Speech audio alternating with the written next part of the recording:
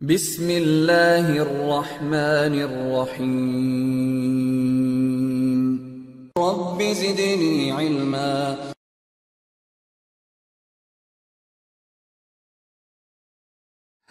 بسم اللہ الرحمن الرحیم الحمد للہ رب العالمین والصلاة والسلام علی رسولہ الکریم اما بعد۔ اللہ تبارک و تعالیٰ پر حمد و ثنا اور اس کے نبی کریم صلی اللہ علیہ وسلم پر بے شمار بے حد بے عدد درود و سلام کے بعد، آج کی ہماری یہ ملاقات دوسری ملاقات ہے، ایک سلسلے وار جو ملاقاتیں انشاءاللہ آگے بھی ہوں گی۔ وہ کتاب جس کے بارے میں بتایا گیا کہ جس میں اللہ رب العالمین کے حقوق سے متعلق اللہ رب العالمین کے حقوق سے متعلق 40 اہم احادیث کا ایک مجموعہ ہے۔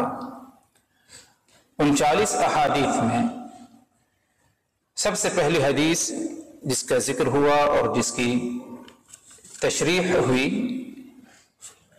وہ حدیث جو کہ صحیحین میں ہے، متفق علیہ روایت ہے۔ حدیث کے راوی جلیل القدر صحابی حضرت معاذ ابن جبل رضی اللہ عنہ ہے، جس حدیث سے ہمیں کئی فوائد ملتے ہیں، جن میں سے سب سے اہم فائدہ اور ایک بنیادی اصولی بات جو آپ حضرات کو بتائی گئی تھی وہ یہ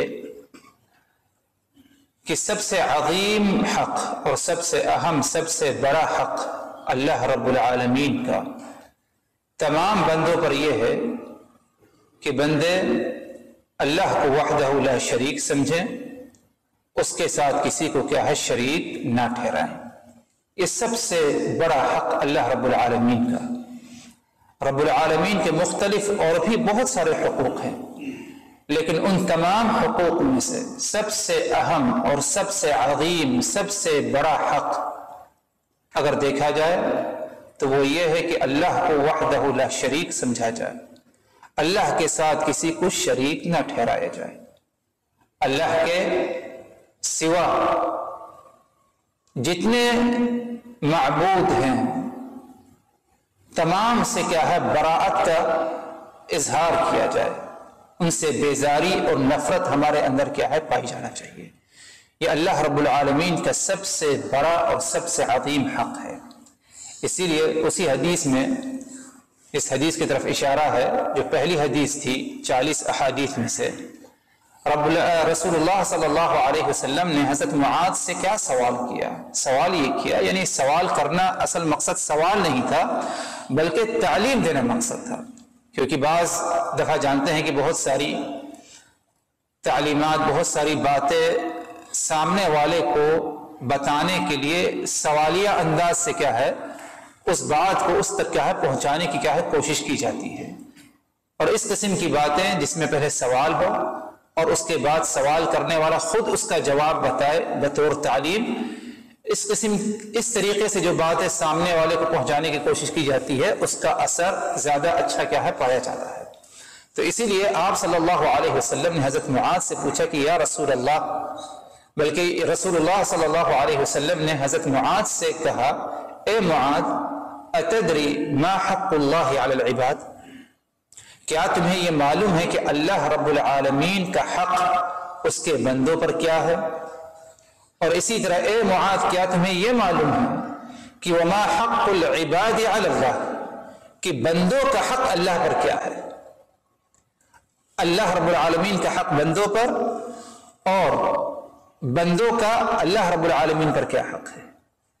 تو حضرت معاذ نے کہا کہ اللہ و رسولہ اعلم، یا رسول اللہ اس کے بارے میں مجھ کو نہیں معلوم، اللہ اس کے رسول زیادہ بہتر جانتے ہیں، انہیں زیادہ بہتر علم ہے۔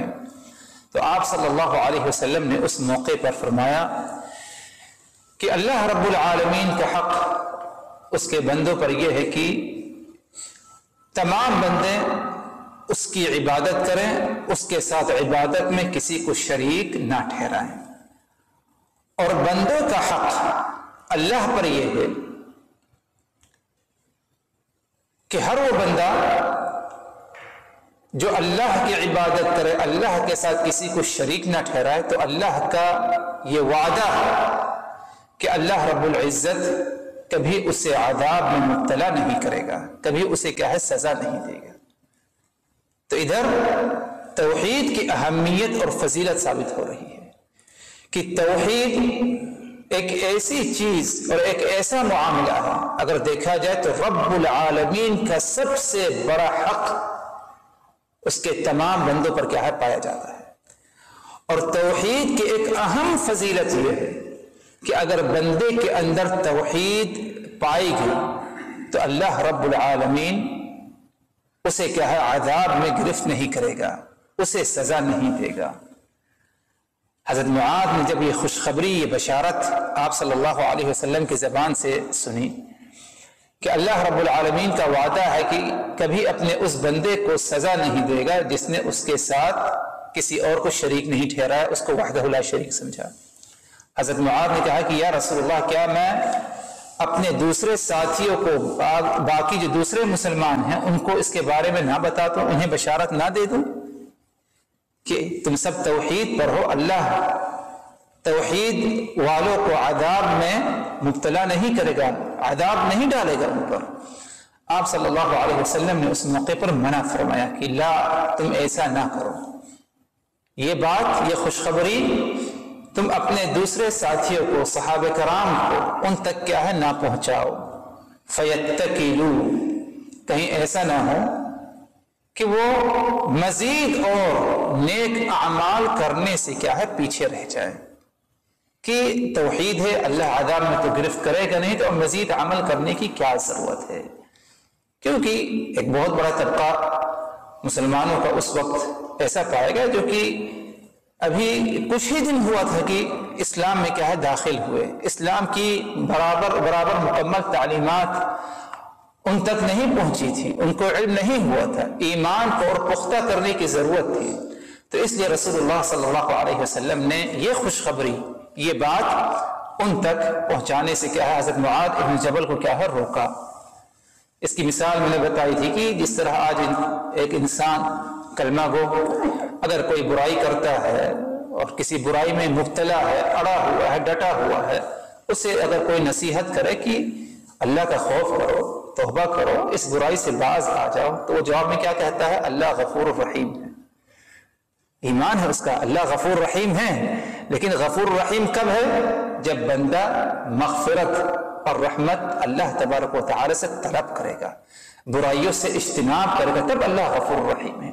یہی معاملہ توحید کا ہے، جس کے اندر توحید پائے گی، توحید اسی طرح پائے گی جس طرح اللہ تبارک و تعالی نے چاہا برائیوں سے اجتناب کرنا، منکرات سے اپنے آپ کو روک کر کے رکھنا، یہ بھی توحید کا ایک اہم تقاضا ہے۔ تب جا کر کے اللہ تبارک و تعالی ایسے موحد کو عذاب سے اللہ تبارک و تعالی کیا ہے محفوظ رکھے گا۔ الغرض کہنا یہ رب العالمین کا سب سے بڑا حق، سب سے عظیم حق یہ ہے کہ ہم اسی کی عبادت کریں، اس کے ساتھ کسی اور کو شریک نہ ٹھہرائیں۔ آگے بڑھتے ہیں، دوسری حدیث اس مجموعے میں، یہ بھی حدیث اگر دیکھا جائے تو صحیح بخاری صحیح مسلم متفق علیہ روایت ہے۔ حدیث کے راوی حضرت عبادہ ابن الصامت رضی اللہ عنہ فرماتے ہیں کہ رسول اللہ صلی اللہ علیہ وسلم نے فرمایا: من شهد ان لا اله الا الله وحده لا شريك له وان محمدا عبده ورسوله وان عيسى عبد الله ورسوله وكلمته القاها الى مريم وروح منه والجنه حق والنار حق ادخله الله الجنه على ما كان من العمل۔ بہت ہی عظیم حدیث۔ اس حدیث میں بھی اللہ رب العالمین کا جو سب سے عظیم حق ہے کہ اللہ کو وحدہ لا شریک سمجھا جائے، کلمہ توحید کا ہم اقرار کریں، اس پر عمل پایا جائے، اس توحید کی کیا فضیلت ہے اور کس طرح توحید اگر انسان کے اندر پائی گئی تو اللہ تبارک و تعالی اس توحید کی فضیلت سے، برکت سے دیگر گناہوں کو کیا ہے معاف بھی کیا ہے فرما دیتا ہے۔ عبادہ ابن الصامت فرماتے ہیں کہ رسول اللہ صلی اللہ علیہ وسلم نے فرمایا من شہد، جس شخص نے اس بات کی گواہی دی، کیا گواہی دی؟ اللہ الہ الا اللہ، کہ کوئی معبود برحق نہیں، کوئی عبادت کے لائق نہیں مگر صرف اللہ کے، وحدہ، وہ تنہا ہے، واحد ذات ہے، اس کے برابر کوئی ذات نہیں کسی بھی معاملے میں۔ اللہ رب العالمین خالق ہے، رازق ہے، رحیم ہے، غفور ہے، تواب ہے، کیا اس کی کوئی مثال پائی جاتی ہے؟ پورے کائنات میں اللہ وحدہ لا شریک کی کوئی مثال نہیں۔ اللہ رب العالمین ربوبیت میں واحد ہے، تنہا ہے، الوہیت میں اللہ رب العالمین کیا ہے؟ تنہا ہے، واحد ذات ہے۔ اسی طرح اسماء و صفات میں بھی اللہ رب العالمین کی ذات واحد ہے، تنہا ہے۔ تو رسول اللہ صلی اللہ علیہ وسلم فرماتے ہیں کہ من، جس نے، چاہے وہ مرد ہو، عورت ہو، کسی بھی مذہب سے اس کا تعلق ہو، اس نے گواہی دی، صرف زبان سے نہیں بلکہ دل میں بھی یہ گواہی پائی گئی۔ کیا گواہی ہے؟ اللہ الہ الا اللہ، کوئی عبادت کے لائق نہیں، کوئی معبود برحق نہیں مگر صرف اللہ کے، وحدہ، وہ تنہا ہے، واحد ذات ہے، لا شریک لہ، اس کا کوئی شریک نہیں، اس کا کوئی شریک نہیں، کوئی ہمسر نہیں۔ آگے ایک دوسری گواہی، وَأَنَّ مُحَمَّدًا عَبْدُهُ وَرَسُولُهُ، اور اس بات کی بھی گواہی کہ محمد اس کا بندہ ہے، یعنی محمد بھی اللہ رب العالمین کے بندوں میں سے ایک بندہ ہے، انسان ہے، بشر ہے۔ کیونکہ آج کل یعنی منحرف عقائد میں سے ایک عقیدہ یہ بھی پایا جاتا ہے کہ کچھ لوگ اپنے آپ کو ایمان والا کہتے ہیں، ایمان کی طرف اپنے آپ کو منسوب کرتے ہیں، لیکن رسول اللہ صلی اللہ علیہ وسلم کی بشریت کو تسلیم نہیں کرتے، بولتے وہ بشر نہیں تھے، وہ نور تھے یا کوئی اور معاملہ تھا، حالانکہ یہ بات سراسر غلط ہے۔ قرآن مجید میں آپ صلی اللہ علیہ وسلم کی بشریت کا ذکر، اسی طرح رسول اللہ صلی اللہ علیہ وسلم نے خود اس کا ذکر فرمایا۔ اسی لیے اس حدیث پر غور کریے کہ دوسری گواہی کیا ہے؟ وَأَنَّ مُحَمَّدًا عَبْدُهُ صلی اللہ علیہ وسلم، محمد عبدہ، اس کا بندہ ہے۔ فرق یہ ہے اس بندے میں، محمد نامی بندے میں اور دیگر بندوں میں، کہ یہ بندہ محمد صلی اللہ علیہ وسلم یہ اس کا رسول اور پیغمبر ہے۔ اللہ رب العالمین نے انہیں رسالت اور نبوت سے نوازا، یہ سب سے اہم اور ایک بنیادی فرق ہے۔ تو اس دوسری گواہی، اس نے پہلی گواہی اللہ رب العالمین کی ذات وحدہ لا شریک ہے، کوئی معبود برحق نہیں سوائے اس کے، دوسری گواہی کیا؟ محمد اللہ کے بندے اور اس کے رسول پیغمبر ہیں۔ ایک تیسری گواہی، وَأَنَّ عِيسَىٰ عَبْدُ اللَّهِ وَرَسُولُهُ، اور عیسیٰ بھی اللہ کے بندے، عبد اللہ، اللہ کا بندہ، وَرَسُولُهُ، اور اس کے رسول اور پیغمبر، کیونکہ عیسیٰ علیہ السلام انبیاء کرام میں سے ہیں، ہمارا ایمان ہے اس پر، قرآن مجید میں اس کا ذکر ہے، بلکہ ارکان ایمان ہمارا اس وقت تک کامل مکمل نہیں جب تک کہ ہم عیسیٰ اور دیگر تمام انبیاء کرام کی نبوت اور رسالت کو تسلیم نہ کریں۔ ارکان ایمان میں سے اللہ پر ایمان رکھنا، اس کے تمام رسول و پیغمبروں پر ایمان رکھنا، تمام آسمانی کتابوں پر ایمان رکھنا، تقدیر کے خیر و شر پر ایمان رکھنا، یوم قیامت پر ایمان رکھنا، فرشتوں پر ایمان رکھنا، یہ ارکان ایمان ہے۔ تو ان میں سے صرف یہ نہیں کہ آخری نبی محمد صلی اللہ علیہ وسلم پر ہم ایمان رکھیں، صرف انہی کی نبوت اور رسالت کو تسلیم کریں، بلکہ تمام انبیاء کرام کی نبوت اور رسالت کو ہم تسلیم کرتے ہیں، ہمارا یہ ایمان ہے۔ اسی لیے اس حدیث میں کیا ہے تیسری گواہی؟ وَأَنَّ عِيسَىٰ عَبْدُ اللَّهِ وَرَسُولُهُ، اس بات کی بھی گواہی دیا اس شخص نے کہ عیسیٰ یہ بھی اللہ کے بندے اور اس کے رسول و پیغمبر ہیں۔ اسی طرح منحرف عقائد میں سے ایک یہ عقیدہ ہے کہ عیسیٰ کو الہ سمجھا جاتا ہے، تین میں سے ایک عیسیٰ ہے والعیاذ باللہ، کہ ہمارا ایمان نہیں ہے. ہمارا ایمان یہ کہ عیسیٰ اللہ کے بندے ہیں، بشر تھے، انسان تھے. اللہ تبارک و تعالی نے انہیں بھی نبوت اور رسالت سے نوازا. آگے آپ صلی اللہ علیہ وسلم نے ایک اور اہم بات کا ذکر فرمایا جو کہ تیسری گواہی کا جز اور ایک حصہ ہے، وہ یہ وَكَلِمَتُهُ أَلْقَاهَا إِلَى مَرْيَمَ وَرُوحٌ مِّنْهُ. عیسیٰ علیہ السلام کی حقیقت بیان کی گئی. قرآن میں تو ہے ہی عیسیٰ علیہ السلام بغیر باپ کے اس دنیا میں آئے اور کس طرح آئے. اللہ تبارک و تعالی نے اپنا ایک کلمہ جبرائیل امین کے ذریعے مریم پر ڈالا، پہنچایا. اس کے بعد مریم عیسیٰ کو لے کر حمل سے ہوئی اور اس دنیا میں کیا ہے عیسیٰ علیہ السلام آئے. تو رسول اللہ صلی اللہ علیہ وسلم فرماتے ہیں وَكَلِمَتُهُ أَلْقَاهَا إِلَى مَرْيَمَ. اور عیسیٰ اللہ تبارک و تعالی کا وہ کلمہ جسے جبرائیل امین کے ذریعے عیسیٰ مریم تک کیا ہے پہنچایا گیا. اور وہ کلمہ کیا تھا؟ کن ہو جا فیکون. تو عیسیٰ کیا ہے؟ ہو گئے. رب العزت کا فرمان ان مثل عیسیٰ عند اللہ کمثل آدم خلقه من تراب ثم قال له کن فیکون. تمہیں عیسیٰ کی ولادت پر، عیسیٰ کی اس دنیا پر آنے میں جو ہے تمہیں تعجب ہوتا ہے، حیرانگی ہوتی ہے کہ کیسے بغیر باپ کے کوئی دنیا میں آ جائے گا. عیسیٰ کی مثال روبرو وہی ہے، ہو وہی ہے جو آدم کی مثال ہے. عیسیٰ بغیر باپ کی دنیا میں آئے اور آدم بھی بغیر باپ، بلکہ آدم تو بغیر ماں باپ کے تھے.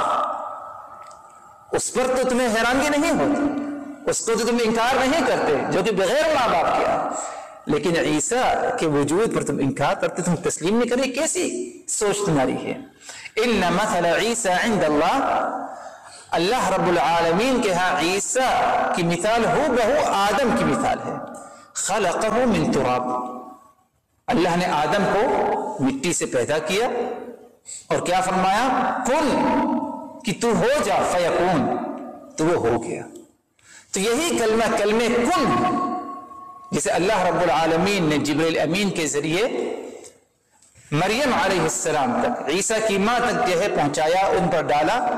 اور مریم علیہ السلام عیسیٰ کو لے کر کیا حمل سے ہو گئی. حمل کے جو مراحل ہیں طے ہوئے، اس کے بعد کیا ہے ولادت بھی عیسیٰ علیہ السلام کیا ہے دنیا میں آئے. آگے فرمایا رسول اللہ صلی اللہ علیہ وسلم نے وروح من. اور یہ اللہ تبارک و تعالی کی طرف سے جو جان ارواح پائی جاتی ہیں، انسان، ہر انسان میں جان ہے، انہی جانوں میں سے یہ بھی کیا ہے عیسیٰ ایک جان تھی جو ان کے اندر کیا ہے ڈال دی گئی. تو یہ ہمارا عقیدہ ہونا چاہیے عیسیٰ علیہ السلام سے متعلق، اور یہ بھی توحید کا ایک اہم جز ہے. ایک تیسری گواہی جس کا ذکر ادھر ہے وہ یہ والجنت حق. جنت حق ہے، یعنی اللہ رب العالمین نے جنت تیار کی. کن کے لیے؟ ایمان والوں کے لیے، اپنے فرما برداروں کے لیے. جنت کا حق ہونا اس کی بھی گواہی دیتا ہے وہ. پانچویں گواہی والنار حق، کہ جہنم کی آگ یہ بھی برحق ہے. مطلب یہ ہوا ادھر کہ دنیاوی زندگی کے بعد حساب و کتاب کا معاملہ ہے، یوم آخرت پر اس کا ایمان ہے کہ حساب و کتاب ہوگا. اس حساب و کتاب میں جس نے کامیابی حاصل کی اس کے لیے جنت ہے، اور حساب و کتاب میں جو کامیاب نہیں ہوا اس کے لیے کیا ہے جہنم کی آگ ہے. تو جنت کا برحق ہونا اسے تسلیم کرتا ہے، اور اسی طرح آگ کا یعنی جہنم کی آگ کا برحق ہونا اسے بھی کیا ہے تسلیم کرتا ہے. اگر یہ گواہیاں اس نے دی، پہلی گواہی کیا؟ اللہ وہی معبود اور عبادت کے لائق ہے، اس کے سوا کوئی اور ذات نہیں ہے. اور اسی دوسری گواہی محمد صلی اللہ علیہ وسلم یہ اللہ کے بندے اور رسول ہیں. تیسری گواہی کہ عیسیٰ بھی اللہ کے بندوں میں سے ایک بندے اور رسول پیغمبر تھے، اور عیسیٰ وہ کلمہ ہے، کلمہ کن، جیسے اللہ رب العالمین نے جبرائیل امین کے ذریعے مریم پر کیا ہے ڈالا، اور باقی جیسے دوسرے لوگ ہیں جانیں پائی جاتی ہیں، انہی جانوں میں سے عیسیٰ کی بھی ایک جان تھی۔ ایک چوتھی گواہی کیا ہے؟ جنت کا برحق ہونا، اور پانچویں اور آخری گواہی جہنم کی آگ کا برحق ہونا۔ اگر یہ چیز کسی کے اندر پائی، اس نے گواہی دی، زبان سے اقرار کیا، دل نے تسلیم کیا اور اسی کے مطابق عمل رہا، تو رسول اللہ صلی اللہ علیہ وسلم نے اس کی فضیلت بیان کی، اور وہ یہ ادخلہ اللہ الجنت علی ما کان من العمل۔ ایک شخص نے یہ گواہیاں دیا، اس کا اقرار کیا، دل سے تسلیم کیا، اللہ رب العالمین اسے جنت میں ضرور داخل فرمائے گا، چاہے اس کا کوئی بھی عمل پایا جائے، کوئی بھی عمل پایا جائے، اگر وہ منکرات کا، برائیوں کا ارتکاب نہ کرتا ہو، لیکن اس کے اندر توحید پائی گئی، اللہ کو وحدہ لا شریک سمجھا، صرف اسی کی عبادت کی، اس نے محمد کو بندہ اور نبوت اور رسالت تسلیم کیا، یہی معاملہ عیسیٰ کا، جنت اور جہنم کا برحق ہونا، اسے تسلیم کیا۔ اب اس کے بعد اگر اس کا کوئی اور عمل پایا جاتا ہے، تو کسی بھی قسم کا عمل ہو اس کا، اللہ رب العالمین اسے جنت میں ضرور داخل فرمائے گا۔ ادھر ہو سکتا ہے ذہن میں یہ بات آئے کہ کیا اگر بندہ گواہی دینے کے بعد، توحید کو تسلیم کرنے کے بعد اگر وہ برائیوں کا ارتکاب کرتا ہے، شرک تک نہیں پہنچتا، شرک اکبر تک وہ نہیں پہنچتا، لیکن برائیوں کا ارتکاب کرتا ہے، تو کیا یہ بھی جنت میں داخل ہوگا؟ جواب میں یہ ہے کہ ہاں، ایسا شخص بھی کیا ہے، جنت میں داخل ہوگا، کیونکہ اس کے اندر توحید پائے گی۔ توحید کی کیا ہے؟ فضیلت ہے، کیونکہ دخول جنت دو قسم کے ہیں، اسے ہم اپنی ذہن میں رکھیں اور اچھی طرح یاد رکھیں کہ دخول جنت کا جو ذکر آیا ہے نصوص میں، قرآن و سنت میں، اکثر و بیشتر نصوص پر اگر غور کیا جائے تو جنت میں داخلے سے مراد کیا ہے؟ دو قسم کا دخول ہے، دونوں کیا ہے ادھر یعنی اس حدیث میں بھی کیا ہے، اس کا مفہوم اس میں شامل ہے۔ نمبر ایک وہ یہ کہ اگر کسی شخص کے اندر توحید پائے گئی تو وہ ابتداءً یعنی شروعات ہی سے کیا ہے، وہ جنت میں داخل کر دیا جائے گا، جہنم کے قریب بھی وہ کیا ہے، نہیں بھٹکے گا وہ۔ اور یہ کون ہوگا؟ جس کے اندر توحید مکمل طور پر پائی جائے گی، برائیوں سے وہ اجتناب کرتا رہا ہوگا، منکرات کے قریب نہیں گیا ہوگا، توحید کے تقاضوں کو مکمل کیا، تو ایسا شخص کیا ہے، جنت میں جائے گا۔ اور جیسے کہ آگے انشاءاللہ یہ حدیث آئے گی کہ بعض موحدین ایسے ہوں گے اس امت میں سے، اللہ رب العالمین ہم سبوں کو اس میں سے بنائے، بعض موحدین ایسے ہوں گے جنہیں جنت میں بغیر حساب و کتاب کے داخل کر دیا جائے گا۔ ہر موحد نہیں، بعض موحدین ہوں گے، اس کی کیا شرطیں ہیں اور کس قسم کے موحد ہوں گے، انشاءاللہ اس کی بات آگے جو ہے انشاءاللہ آگے کی مجلسوں میں آئے گی جب وہ حدیث آئے گی۔ کہنے کا مقصد ادھر یہ کہ آپ صلی اللہ علیہ وسلم نے بشارت اور یہ فضیلت سنائی کہ وہ شخص جنت میں ضرور داخل ہوگا جس نے گواہی دی، توحید کا اقرار کیا کہ جائے اس کا کوئی بھی عمل۔ تو ادھر دخول جنت سے مراد کیا ہے؟ دخول جنت سے مراد دو قسم کا جنت میں داخلہ ہے۔ نمبر ایک، بغیر کسی حساب و کتاب کی داخل ہو جائے گا توحید کی برکت سے، اور ہو سکتا ہے گناہ کا اس نے ارتکاب کیا ہو، لیکن اللہ تبارک و تعالی اس کی توحید کو دیکھ کر کہ کس طرح اس نے توحید کی تحقیق کما حق ہو اس کے اندر پائے گا، اللہ اس کے گناہوں کو معاف کرتے ہوئے جنت میں ڈائریکٹ داخل کر دے گا۔ ایک دوسری قسم یہ ہے جنت میں دخول کی، وہ یہ کہ بندہ موحد تھا، اللہ کو وحدہ لا شریک اس نے سمجھا، صرف اسی کی عبادت کی، اس کے ساتھ کسی کو شریک نہیں ٹھہرایا، لیکن منکرات برائیوں میں مبتلا تھا، ہو سکتا ہے شرک اصغر میں مبتلا رہا ہو، ریاکاری وغیرہ جیسے، تو ایسا شخص یوم قیامت، روز قیامت جب اٹھایا جائے گا، ممکن ہے کہ اللہ رب العالمین اسے جہنم میں داخل فرمائے گا۔ اس نے جو گناہ، جو گناہ اور منکرات برائیوں کے مطابق اسے سزا دی جائے گی، لیکن ہمیشہ ہمیشہ کے لیے وہ جہنم میں نہیں رہے گا۔ ایک وقت ایسا ضرور آئے گا اس کے اوپر کہ اللہ تبارک و تعالیٰ کے حکم سے جب اس کی سزا مکمل ہو جائے گی جہنم سے نکال کر اسے جنت میں داخل کر دیا جائے گا، اور جنت میں جو داخل کیا جائے گا وہ ہمیشہ ہمیشہ کے لیے داخل کر دیا جائے گا۔ کیوں؟ کیونکہ اس کے اندر کلمہ توحید کیا ہے پایا گیا، توحید کا اس نے اقرار کیا۔ ہاں اس نے برائیوں کا ارتکاب کیا، جھوٹ بولا ہو، کسی اور برائی کا ارتکاب کیا ہو سکتا ہے شرک اصغر بھی اس کے اندر پایا گیا، اللہ اسے کیا ہے سزا دے گا، سزا جب مکمل ہو جائے گی اس کے بعد اسے جنت میں کیا ہے ضرور کیا ہے داخل فرمائے گا۔ تو دخول جنت کا جو ذکر آپ صلی اللہ علیہ وسلم نے فرمایا، اس سے مراد دونوں قسم کی جنت میں داخلہ ہے۔ ہو سکتا ہے کہ ڈائریکٹ جنت میں داخلہ ہو جائے اس کا، ممکن ہے کہ انسان کو کیا ہے سزا ملے جہنم میں، لیکن وہ ہمیشہ ہمیشہ کے لیے کیا ہے جہنم میں نہیں رہے گا، اسے ادھر سے نکال کر کیا ہے جنت میں ضرور داخل کر دیا جائے گا۔ تو توحید کی یہ ایک اہم فضیلت ثابت ہو رہی ہے کہ کلمہ توحید جس کے اندر پایا گیا وہ کبھی کیا ہے ہمیشہ ہمیشہ کے لیے جہنم میں نہیں رہے گا۔ حالانکہ دیگر لوگ جو شرک میں مبتلا تھے کیا وہ کبھی جنت میں داخل کیے جائیں گے؟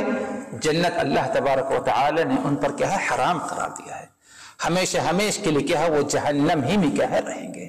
تو یہ توحید کی کیا ہے فضیلت اور توحید کی ایک اہمیت ثابت ہو رہی ہے۔ اور اگر بندہ کے اندر توحید پایا گیا، توحید کے ساتھ اگر اس نے برائیوں کو بھی ارتکاب کیا، توبہ استغفار نہیں کیا اور دنیا سے رخصت ہو گیا، تو اتنا ضرور ہے کہ اس توحید کی برکت سے وہ جنت میں کیا ہے ضرور داخل کیا جائے گا۔ یہ بات الگ ہے کہ ممکن ہے کہ اللہ رب العالمین اسے عذاب دے، سزا دے، جہنم میں داخل کیا جائے وقتی طور پر، لیکن ادھر سے نکل کر اسے کیا ہے جنت میں کیا ہے ضرور کیا ہمیشہ ہمیشہ کے لیے کیا ہے داخل کر دیا جائے گا۔ ذرا غور کریے یعنی کس طرح جو ہے ایک اور حدیث جو ہے یعنی جس کا ذکر ادھر نہیں ہے اس مجموعے میں، لیکن حدیث بہت اہم ہے کہ جس طرح یعنی کس طرح جو ہے تمام قسم کی برائیاں ہو انسان میں، اگر شرک نہیں پایا گیا تو امید کی جاتی ہے اللہ رب العالمین کی مغفرت بہت ہی کشادہ ہے، رحمت بہت ہی کشادہ ہے، اللہ ہمیں اس میں ضرور کیا ہے شامل کرے گا۔ سنن ترمذی، جامع ترمذی کی روایت، سنن ابن ماجہ کی روایت، مستد احمد میں یہ روایت موجود ہے۔ حدیث کے راوی عبداللہ ابن عمرو ابن العاص رضی اللہ عنہما ہے، فرماتے ہیں کہ رسول اللہ صلی اللہ علیہ وسلم نے فرمایا کہ روز قیامت اللہ رب العالمین میری امتوں میں سے یعنی ایک بڑا مجمع امتیوں کا ہوگا، لوگوں کو ہوگا، کون سے؟ امت محمدیہ کا بڑی تعداد ہوگی، کتنی گنتی وہ ہمیں نہیں معلوم لیکن اللہ وحدہ لا شریک کو معلوم ہے، ایک بڑی گنتی لوگوں کو ہوگی جو کہ محمد صلی اللہ علیہ وسلم کے امتیوں میں سے ہوں گے۔ ان میں سے اللہ رب العالمین ایک شخص کو منتخب فرمائے گا، اسے چنے گا اور اسے کیا ہے ظاہر کیا جائے گا لوگوں کے سامنے، لوگوں کے درمیان سے اسے کیا ہے بلایا جائے گا، اور اس کے وہ نام اعمال بلکہ حدیث میں آیا ہے سجل کا لفظ، سجل ہم کہہ سکتے ہیں دفتر یا ریکارڈ یا رجسٹر جسے کہتے ہیں، جس میں ریکارڈ لکھا جاتا ہے۔ 99 دفتر، کتنی دفتر؟ 99، 100 میں سے ایک کم، 99 دفتر اس کا جو ہے حاضر کیا جائے، کھول دیا جائے گا، اور وہ کتنے بڑے دفتر ہوں گے؟ 99 دفتر۔ ہر دفتر کے بارے میں آتا ہے کہ انسان کی نگاہ جہاں تک جائے گی ادھر تک کیا ہے وہ دفتر اسے کیا ہے نظر آئے گی۔ ایک دفتر کا معاملہ یہ ہے، حالانکہ کتنی دفتر ہوں گے؟ اور 99 دفتر، 99 رجسٹر ہوں گے۔ آپ صلی اللہ علیہ وسلم فرماتے ہیں اس سے سوال ہوگا تمہاری جو برائیاں اس میں لکھی ہیں، جن نے جو منکرات، برائیوں کا، بدکاریوں کو جو ارتکاب کیا تھا، نافرمانیاں جو کی تھی، اس میں لکھا ہوا ہے، کیا تم ان کا انکار کرتے ہو؟ ایک دوسرا سوال ہوگا ساتھ میں، کیا جنہوں نے یہ ریکارڈ میں رکھا، لکھا میرے حکم سے، یعنی فرشتہ مراد ہے، کیا انہوں نے تم پر کوئی ظلم و زیادتی کی تھی؟ تو بندہ اقرار کرے گا کہ رب العالمین معاملہ اس طرح نہیں ہے۔ فرشتوں نے میرے پر کچھ ظلم زیادتی نہیں کی کہ میری غلطیوں کو انہوں نے کیا ہے شمار کیا یا لکھ دیا تیرے حکم سے، اور جو کچھ اس میں میری طرف سے برائیاں منکرات پائی جاتی ہیں، نافرمانیاں پائی جاتی ہیں، رب العالمین میں ان میں سے کسی کا بھی انکار نہیں کرتا، میں سب کا اقرار کر رہا ہوں، سب کا اعتراف کر رہا ہوں۔ آگے رب العالمین فرمائے گا افلک عذر، کیا تمہارے ساتھ کوئی مجبوری تھی جس مجبوری کی بنا پر تم نے یہ نافرمانیاں کی، یا ان میں سے کوئی بھی اگر ایک نافرمانی ہے کسی مجبوری کی بنا پر تم نے کیا تو اس کے طرف سے کہے گا کہ نہیں، کسی مجبوری کی بنا پر نہیں، کوئی مجبوری نہیں، میں تمہیں وحدہ لا شریک سمجھتا تھا، صرف تیری ہی عبادت کرنا ہے، اس کا میں اقرار کرتا تھا، اعتراف کرتا تھا، عمل بھی یہی پائے گا، لیکن برائیاں مجھ سے ہوئی، منکرات کا ارتکاب کیا، کوئی مجبوری نہیں، یہ ہے کہ میری نفس پرستی اور شیطان کے بہکاوے میں کیا ہے آ جانا۔ آگے فرماتے ہیں رسول اللہ صلی اللہ علیہ وسلم کہ اسے کہا جائے گا کہ تمہاری ایک بہت ہی عظیم نیکی ہمارے پاس ہے، وہ بھی ریکارڈ میں شامل ہے، اتنی برائیاں، 99 دفتر، 99 رجسٹر لائے جائیں گے جس میں کیا اس کی برائیاں لکھی ہوں، اور کتنی بڑی ایک دفتر ہوگی، جہاں تک اس کی نگاہ جائے گی ادھر تک اس دفتر کی جو ہے کہ مساحت کیا ہے پائی جائے گی۔ فرمایا آپ صلی اللہ علیہ وسلم نے کہ اسے کہا جائے گا کہ اتنی برائیاں ہیں، 99 دفتر میں موجود ہیں، لیکن تمہاری ایک بہت ہی اہم نیکی ہمارے پاس ہے۔ اب اس کے بعد اللہ رب العالمین کے حکم سے حدیث میں آتا ہے فَتُخْرَجُ لَهُ بِطَاقَةٌ، کہ اللہ رب العالمین کے حکم سے ایک بطاقہ، یعنی ایک لفافہ سمجھ لیجئے یا ایک پیپر سمجھ لیجئے، ایک عام کوئی چیز ہے بطاقہ جس پر کیا لکھا ہوا ہے، ایک چھٹی نکال لی جائے گی، وہ نکال کر کے اسے دکھایا جائے گا کہ اس میں کیا نیکی ہے، اور اس میں نیکی کیا رہے گی، لا الہ اشہد ان لا الہ الا اللہ واشہد ان محمد رسول اللہ۔ تم نے یہ برائیاں تو کیا، ایک بڑی گنتی، بڑی تعداد، 99 دفتر اس کے، اور توحید سے متعلق کتنی دفتر ہے یا کتنے میں، صرف ایک بطاقہ، ایک کارڈ میں لکھا ہوا ہے۔ اب اللہ رب العالمین حکم دے گا کہ اسے تولا جائے، کس پر تولا جائے، ترازو پر، جس پر اللہ رب العالمین نیکیوں کو اور برائیوں کو روز قیامت کیا ہے تولے گا۔ تمام 99 دفتر ایک پلے پر رکھ دی جائے گی، اور وہ جو ایک بطاقہ، صرف ایک کارڈ ہے جس پر لکھا ہوا ہے اس کی نیکی اشہد ان لا الہ الا اللہ واشہد ان محمد رسول اللہ، اسے ایک دوسرے پلے پر رکھ دیا جائے گا۔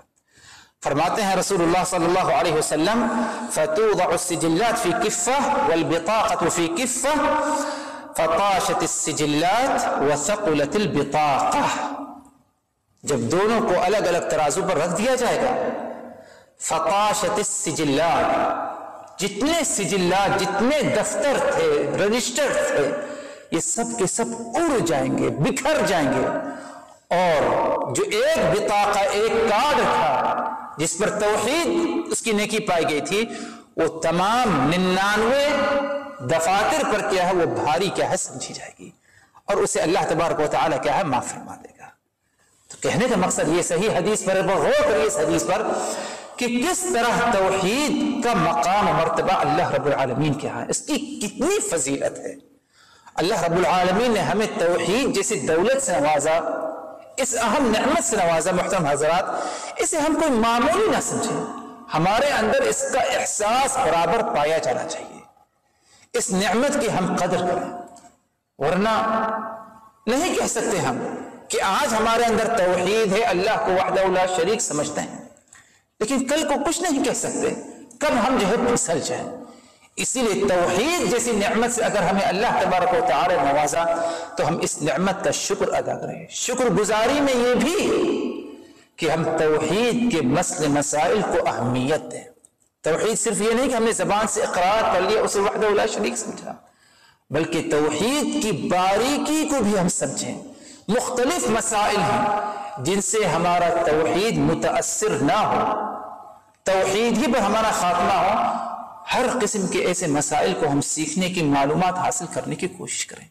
آج توحید سے متعلق کسی کو سکھایا جائے، بتایا جائے تو بعض لوگ اسے اچھا نہیں سمجھتے، مناسب نہیں سمجھتے، بولتے ہیں کیا ہم نے تو کلمے کا اقرار کر لیا، کافی نماز پڑھ لیتے ہیں.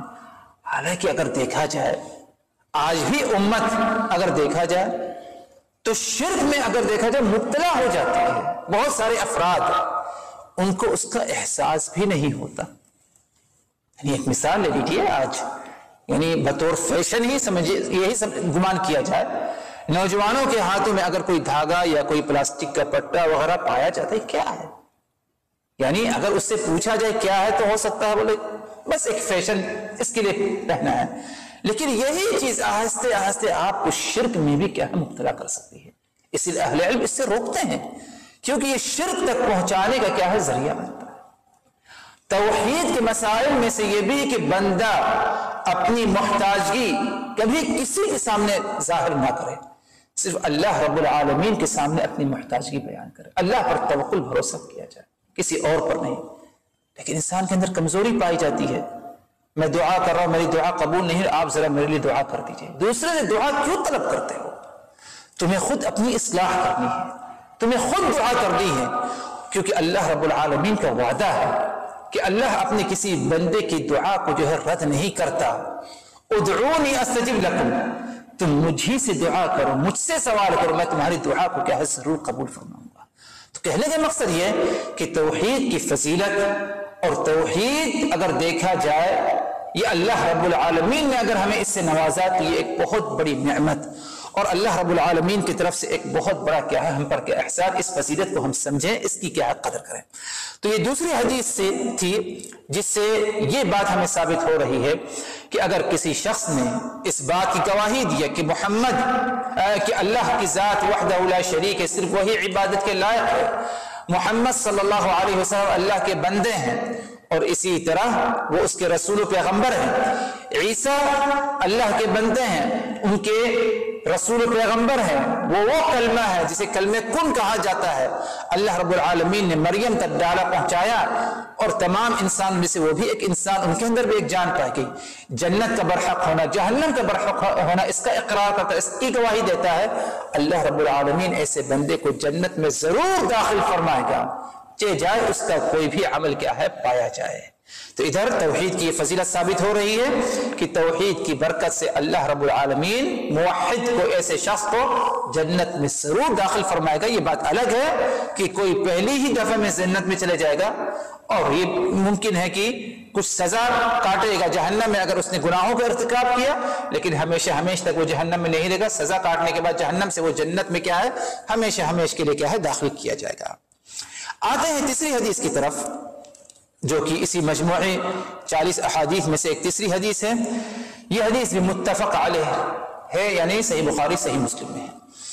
حدیث کے راوی حضرت عبداللہ ابن عباس رضی اللہ عنہما فرماتے ہیں لما بعث النبي صلی اللہ علیہ وسلم معاذ بن جبل الى نحو اہل الیمن، اللہ رب العالمین نے حضرت معاذ ابن جبل رضی اللہ عنہ کو ایک موقع پر یمن کے طرف داعی بنا کر کے بھیجا.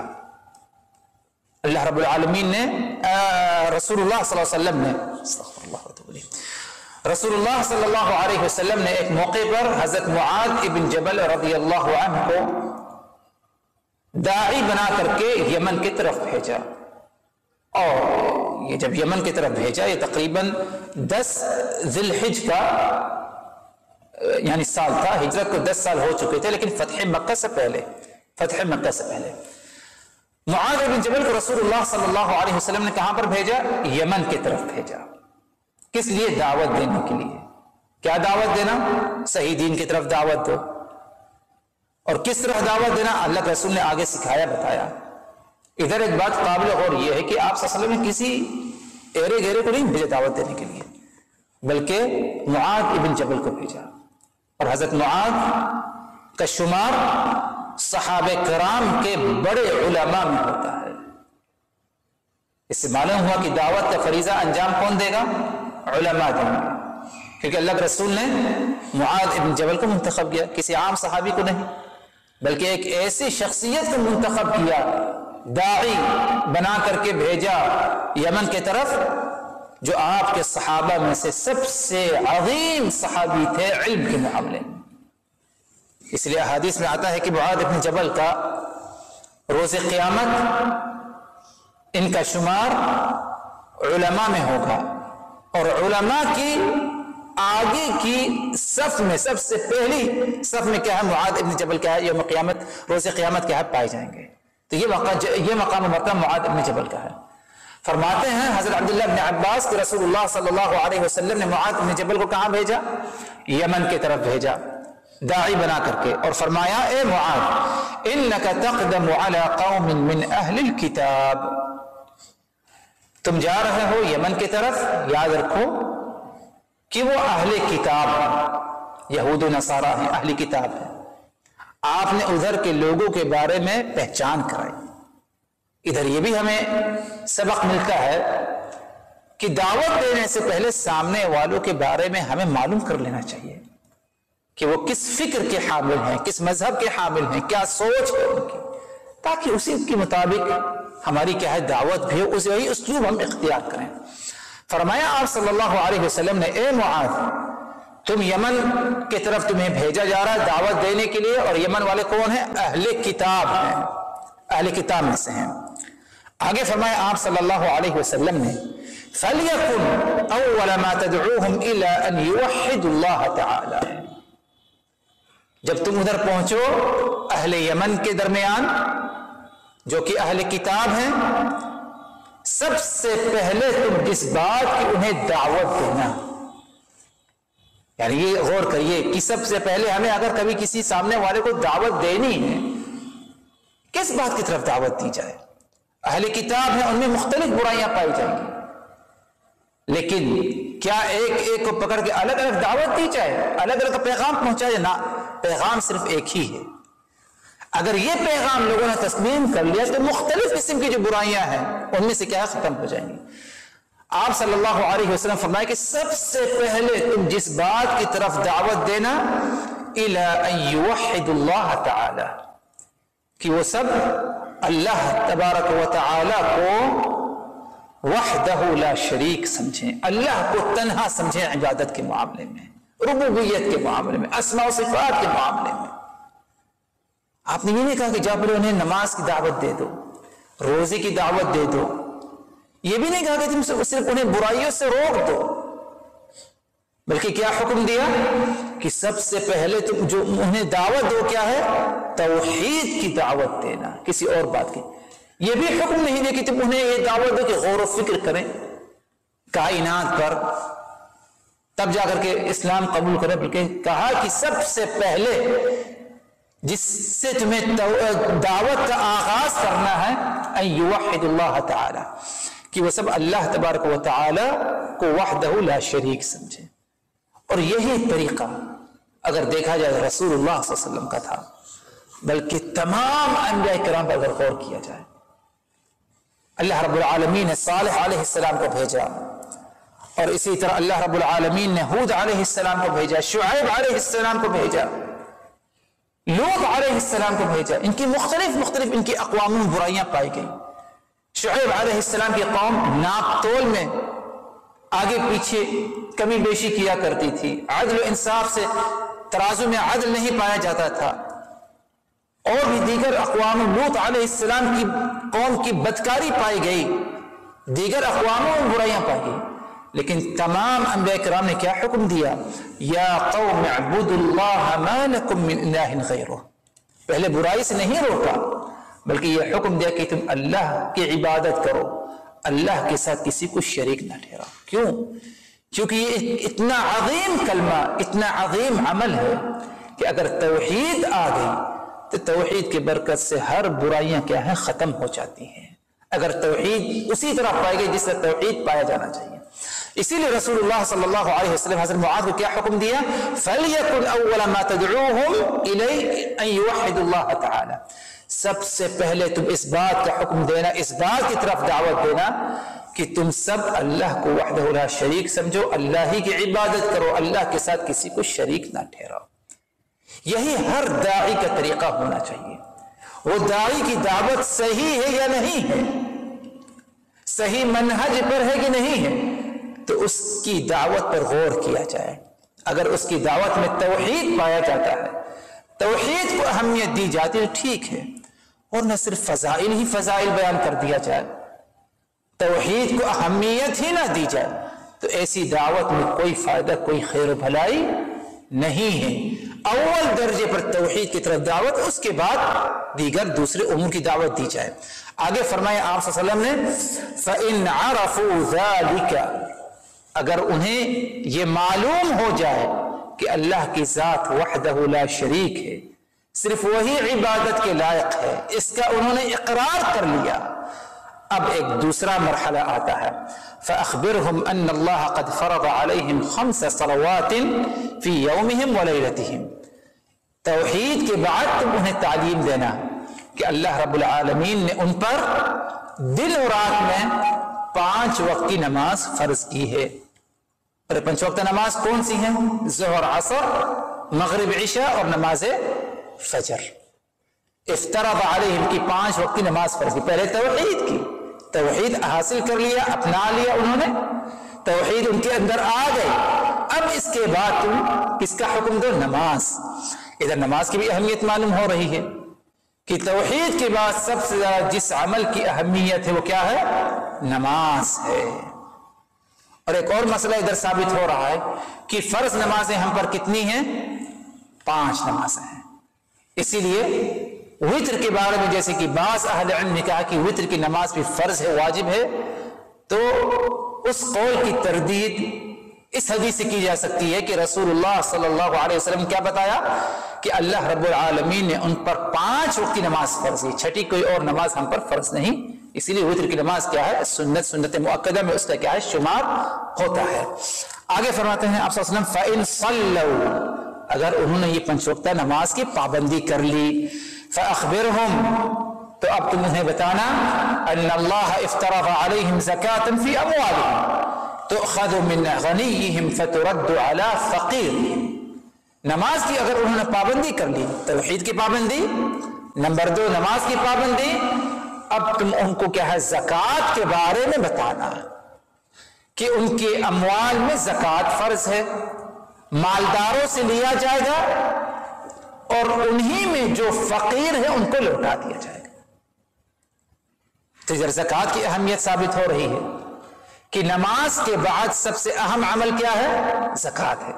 اس لیے قرآن مجید میں اقیموا الصلاۃ وآتوا الزکاۃ، زکوٰۃ کو نماز کے ساتھ کیا مقرون کیا گیا ہے، کیونکہ زکوٰۃ نماز کے بعد سب سے اہم عمل ہے۔